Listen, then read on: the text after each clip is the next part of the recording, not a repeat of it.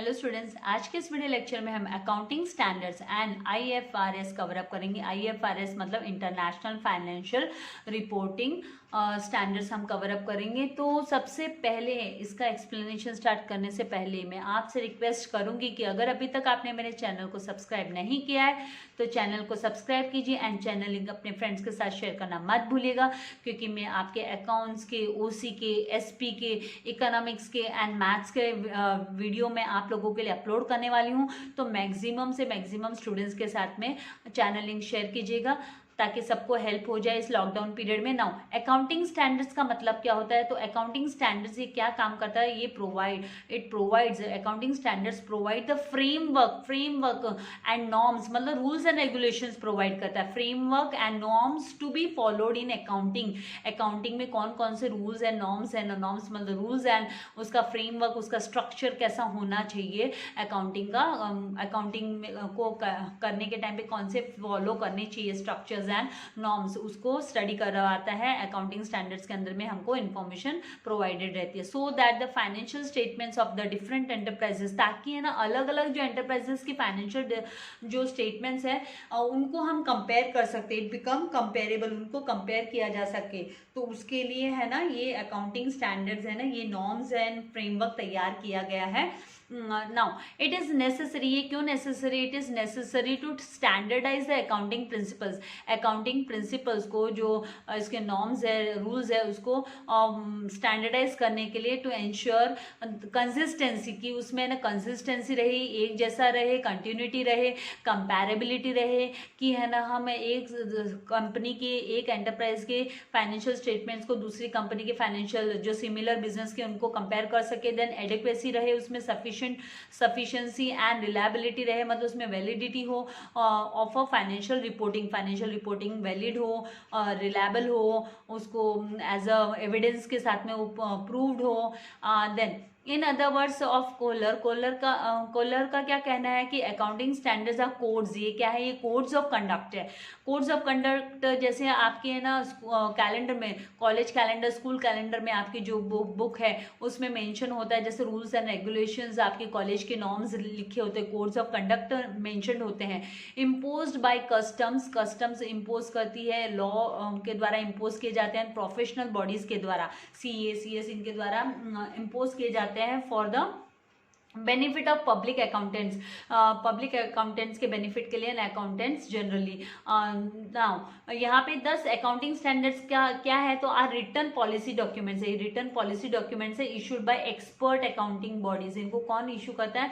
तो expert accounting bodies है वो इशू करते हैं। एक्सपर्ट अकाउंटिंग बॉडी और बाय गवर्नमेंट, या फिर गवर्नमेंट इशू करती है, और अदर रेगुलरिटी बॉडीज होती है covering the aspect of recognition, उसको आइडेंटिफिकेशन देते, रिकग्निशन देते, पहचान देते हैं, मेजरमेंट, देन ट्रीटमेंट, उसको किस तरीके से ट्रीट किया जाना चाहिए, प्रेजेंटेशन प्रोवाइड करते हैं, डिस्क्लोजर ऑफ अकाउंटिंग ट्रांजेक्शंस की, अकाउंटिंग ट्रांजेक्शंस को आप किस तरीके से डिस्क्लोज करोगे, उसको आइडेंटिटी किस तरीके से दोगे, वो how it will be measurable, then उसका ट्रीटमेंट किस तरीके से होगा, and events in the financial statements में अदर इवेंट्स जो ट्रांजेक्शंस है उनको आप कैसे प्रेजेंट करोगे। तो ये अकाउंटिंग स्टैंडर्ड्स है वो नॉर्म्स प्रोवाइड करने का and code of conduct provide करने का काम करता है।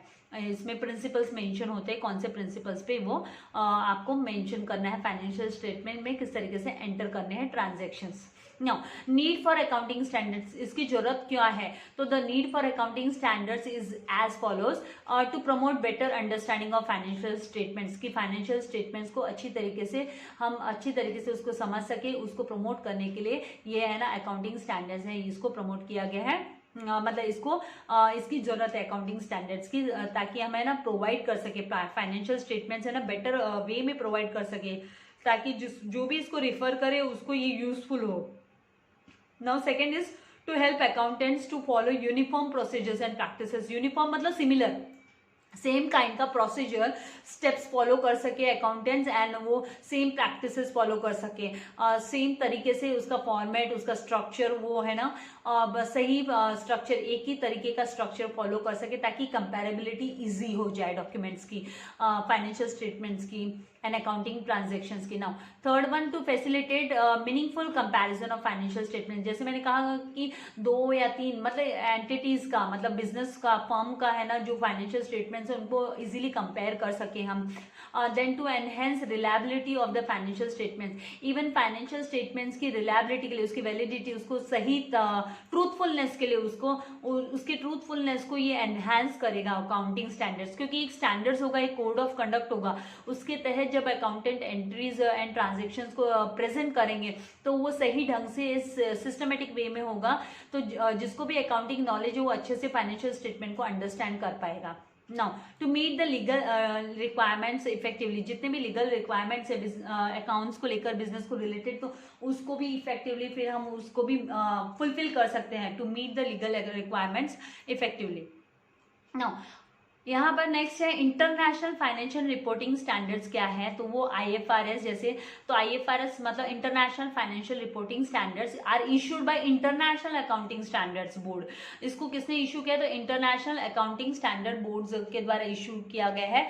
तो यहाँ पर सर्टेन नॉर्म्स का कोड ऑफ कंडक्ट इसमें भी होते हैं। तो IFRS is a set of international accounting standards, set of international accounting standards स्टेटिंग how particular types of transaction, किस तरीके से पर्टिकुलर, मतलब यूनिवर्सली एक्सेप्टेबल है भाई, अकाउंट्स भी यूनिवर्सली एक्सेप्टेबल है। जैसे है ना आपके नेचुरल साइंसेस है, और जैसे फिजिक्स, केमिस्ट्री, मैथमेटिक्स, आपके ग्रामर हो गए, वो किस तरीके से यूनिवर्सली एक्सेप्टेबल है, वैसे अकाउंटिंग नॉर्म्स भी, जो स्टैंडर्ड्स है वो भी यूनिवर्सली एक्सेप्टेबल है।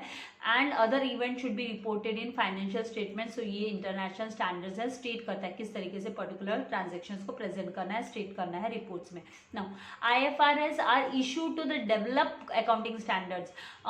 ये किसी लिए इशू किया जाता है ताकि ना अकाउंटिंग स्टैंडर्ड्स को डेवलप कर सके, दैट वुड बी एक्सेप्टेबल, जिसे एक्सेप्ट किया जा सके वर्ल्ड वाइड, जैसे मैंने बोला ना यूनिवर्सली एक्सेप्टेबल कर सके हम। And to improve the financial reporting internationally, financial international level पे भी फाइनेंशियल रिपोर्टिंग, क्योंकि एक्सपोर्ट इंपोर्ट का, मान लीजिए एक्सपोर्ट इंपोर्ट का बिजनेस है अगर किसी का, तो वो किस तरीके से अपने डेटा को प्रेजेंट करेगा, अपने फाइनेंशियल स्टेटमेंट्स को वो इंटरनेशनल मार्केट में किस तरीके से प्रेजेंट करेगा, उसको जो है ना IFRS है, मतलब जो इंटरनेशनल फाइनेंशियल रिपोर्टिंग स्टैंडर्ड्स है उसको वो फॉलो करने ही होंगे। अगर उसको बिजनेस करना है तो उसको लॉन्ग टाइम तक अगर उसको बिजनेस में बने रहना है, लाइफ टाइम उसको बिजनेस रन करना है, तो उसको फॉलो करना ही होगा।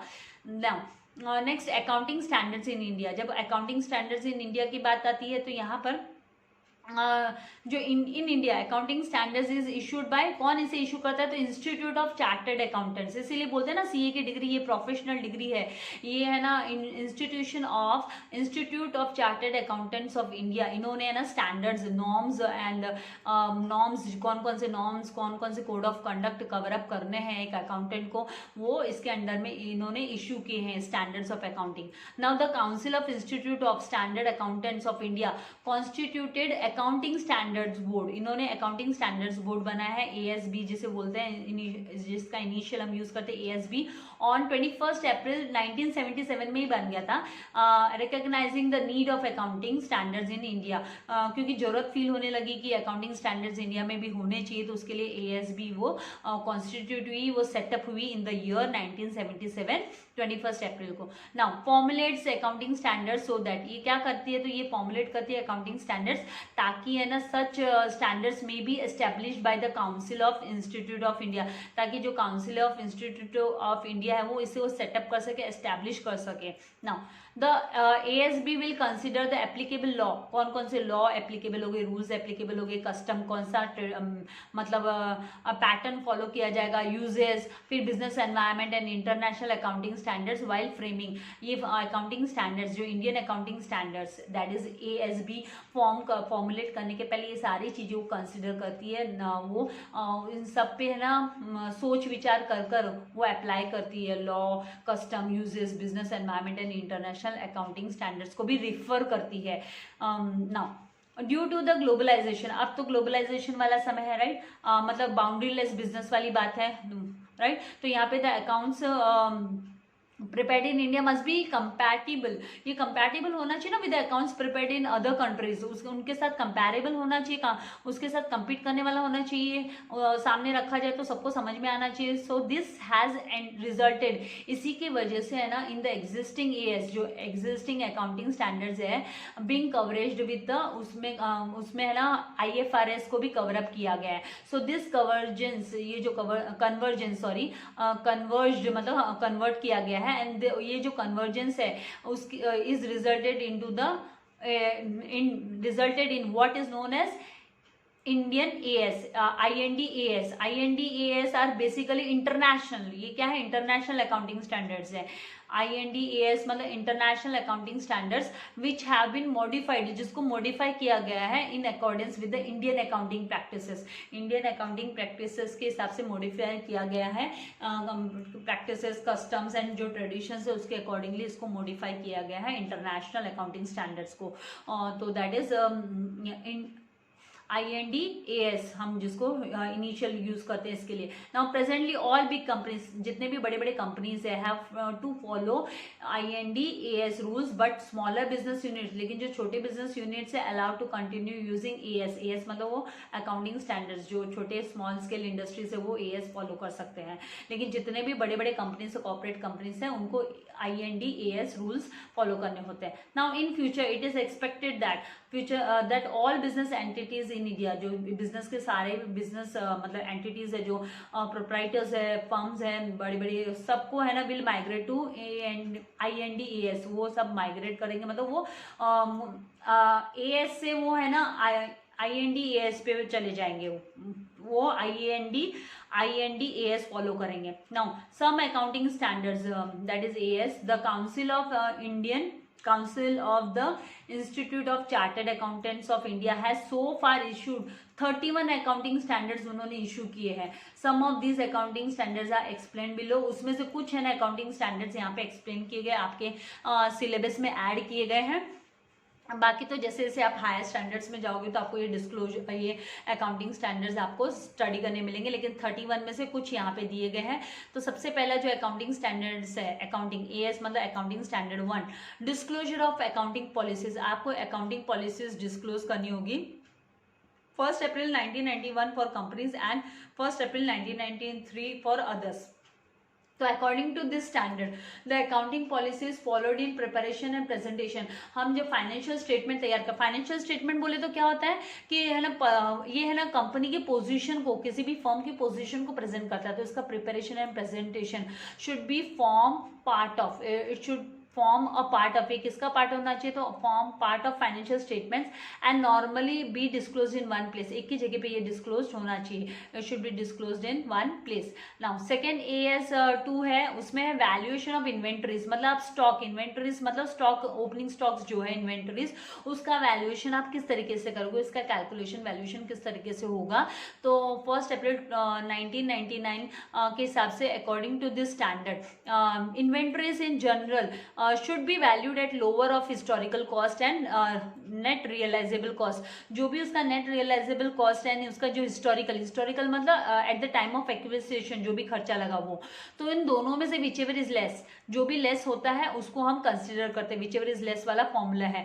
अगर उसकी historical cost कम है तो historical cost वाला अमाउंट हम वैल्यू करेंगे, वैल्यूएशन के टाइम पे कंसिडर करेंगे, और अगर उसका नेट रियलाइजेबल वैल्यू कम है तो नेट रियलाइजेबल वैल्यू कंसिडर किया जाएगा वैल्यूएशन के टाइम पे. Now third one AS3 cash flow statements, cash flow statements जिसमें ना कैश का इनफ्लो एंड आउटफ्लो प्रेजेंट किया जाता है. तो अकॉर्डिंग टू दिस स्टैंडर्ड, इस स्टैंडर्ड के हिसाब से a cash flow statement is prepared and presented for the period for which the profit and loss account is prepared. ये किस लिए, कब का लिए प्रिपेयर होना चाहिए, जिस पीरियड के लिए हम अकाउंट जो profit and loss account prepare करते हैं उसी पीरियड के लिए प्रिपेयर होना चाहिए.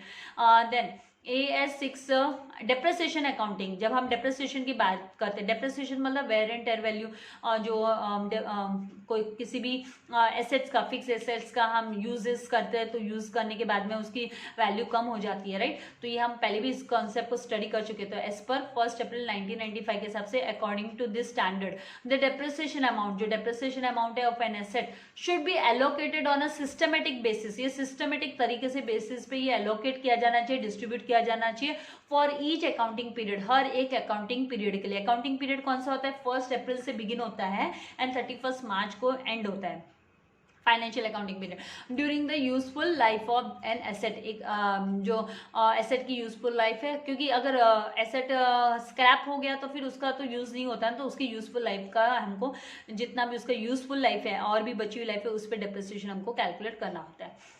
Now, fifth one, AS8, accounting for research and development, 1st April 1991 for companies and 1st April 1993 for others. Now, according to this standard, ये others मतलब है ना छोटे मोटे सब जो बिजनेस एंटिटीज है उसके लिए है। The amount of research and development cost, जो रिसर्च एंड डेवलपमेंट R&D का जो कॉस्ट है should be charge as an expense, उसको एज एक्सपेंस के तौर पे हमको चार्ज करना होता है of the period in which they actually incurred, जिस पीरियड में वो रियल में हमने खर्चा किया, इनकर्ड किया मतलब खर्चा किया, एक्सपेंडिचर किया, उसी पीरियड के लिए हमको उसको उसकी वैल्यूएशन दिखानी होती है। Now, 6th one, AS9, revenue recognition for companies and for others, 1991 के हिसाब से companies and 93 के हिसाब से others. So this standard deals with, ये standard है वो deal करता है with basis required for, जो base चाहिए, foundation चाहिए for recognition of revenue items, भी recognize करने के लिए, identify करने के लिए revenue items के लिए items in profit and loss account. Profit and loss account में भाई कौन सा items है जिन्होंने income है ना जनरेट किया, revenue जनरेट किया एक enterprise के लिए। So it lays down conditions, ये conditions mention करता है to recognize revenues that arise from the various transactions of an enterprise, कोई भी enterprise की जो अलग अलग तरीके की transactions है उसके हिसाब से कि क्या revenue जनरेट हुई है उसको आइडेंटिफाई करने में ये रूल फॉलो किया जाता है रेवेन्यू रिकग्निशन के लिए।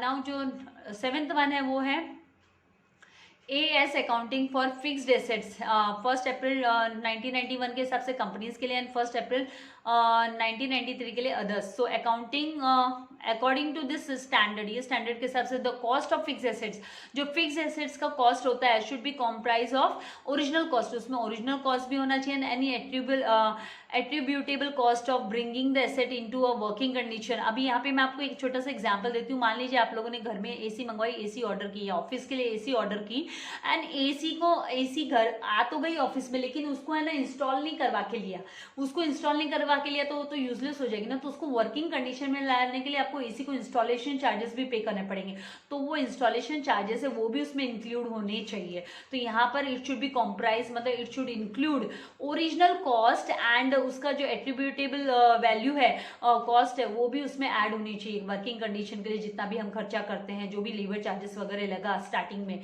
तो इनिशियली जो भी उसके पीछे खर्चा लगता है वो सब एडिशन होता है उसमें। So the fixed asset should be eliminated from the financial statements on disposal. एक बार जब फिक्स्ड एसेट की वैल्यू 0 हो जाती है तो उसको वहां से हटा देना होता है, एलिमिनेट कर देना होता है when no further benefit is expected from their use. आगे जब वो स्क्रैप हो जाता है तो फिर उसको नहीं हम प्रेजेंट करते हैं फाइनेंशियल स्टेटमेंट में। नाउ 8th वन, टोटल यहाँ पे 10 हम स्टडी कर रहे हैं, तो 8th वन यहाँ पे AS12 के हिसाब से अकाउंटिंग फॉर गवर्नमेंट ग्रांट्स की जब बात आती है as per 1994, according to this जो स्टैंडर्ड है government grant should be recognise, उसको हमको मेंशन करना है, रिकॉग्नाइज करना है, आइडेंटिफाई करना है when there is an assurance that the enterprise will comply with the conditions attached to them. जो कंडीशंस है ना, जो रूल्स उनको फॉलो करने हैं, वो रूल्स अगर वो फॉलो कर रही है तो उसको जो जितने भी गवर्नमेंट ग्रांट्स है, जो सब्सिडीज है, उसको उसे रिकॉग्नाइज करना होता है। Now 9th one AS13 accounting for investments. जब अकाउंटिंग फॉर इन्वेस्टमेंट्स की बात करते हैं तो 1st अप्रैल 1995 के हिसाब से According to this standard, an enterprise should disclose the current and long-term investments. उसको current and long-term जो investments है, distinction in its financial statements है, उसे उसको cover up करना होता है, उसको disclose करना होता है, enterprise को disclose करना होता है उसके investments को, जो भी current and long-term investments है उसको उसमें difference दिखाना होता है financial statements. Current investment should be carried in the financial statement at lower cost. जो current investments है उसको लोअर कॉस्ट पे, उसकी फेयर वैल्यू पे हमको कंसिडर करना होता है, एंड जो लॉन्ग टर्म इन्वेस्टमेंट्स होते हैं उनको हम कंसिडर करते हैं फाइनेंशियल स्टेट में, वो उनकी जो एक्चुअल कॉस्ट होती है एट द कॉस्ट प्राइस, उसका जो कॉस्ट प्राइस है उसके हिसाब से ही हम उसको एंटर करते हैं। Now 10th one, AS22 accounting for taxes on income, income पे जो टैक्स है उसके बारे में बात है। तो यहाँ पे according to this standard tax expenses, जो टैक्स मतलब गवर्नमेंट को जो हमको टैक्स पे करना पड़ता है, लोकल बॉडी टैक्स पे करना पड़ता है, और जो अभी आप GST आपने स्टडी भी किया है, goods and service tax, right. तो tax expenses for the period comprising current tax, जो करंट टैक्स है, और डेफर्ड मतलब जो फ्यूचर में टैक्स पे करना है, डेफर्ड में फ्यूचर में खर्चा होने वाला tax should be included in the determination of the profit and loss, net profit and loss for the period. तो नेट प्रॉफिट एंड लॉस जब हम निकालते हैं तो उस टाइम पे उसको कंसिडर करना हमको, इंक्लूड करना हमको जरूरी होता है। तो इस तरीके से यहाँ पे ये जो चैप्टर 1 है वो हम लोग ने कंप्लीट कर लिया। ये सब धीरे धीरे, ये जो है ना रूल देख के आपको डरना नहीं है, धीरे धीरे आप लोगों को ऑटोमेटिकली प्रैक्टिस हो जाती है। अकाउंट्स बहुत इजी सब्जेक्ट है, जैसे जैसे आप लोगों को मिस कराती है, आपके कॉलेज की मिस करा रही है, मैं करा रही हूँ, और आप खुद से जब एफर्ट्स लोगे तो ऑटोमेटिकली धीरे धीरे हर एक कॉन्सेप्ट आपका क्लियर होते जाएगा, आपको कोई डिफिकल्टी नहीं आएगी। तो आई होप इतना जो मैंने एक्सप्लेन किया वो आपको समझ में आ गया। नेक्स्ट वीडियो में मैं आप लोगों के लिए जो एक्सरसाइज है वो उसका सॉल्यूशन लेकर आऊंगी, और फिर उसके बाद में हम है ना सेकंड चैप्टर से स्टार्ट करेंगे। जस्ट 2-3 वीडियो में आपके जो एक्सरसाइज है वो कवर अप हो जाएगी। तो इसको भी मैं एक्सप्लेन करूंगी आपको कि किस तरीके से कौन से वर्ड को समझकर आपको क्या फिल करना है, क्या लिखना है, किस तरीके से एक्सरसाइज को आपको कंप्लीट करना है। तो आई होप आपको वीडियो अच्छा लगा है। वीडियो अच्छा लगा तो लाइक करना मत भूलिएगा, and the very important subscribe and share this channel. Thank you very much. God bless you all dear students.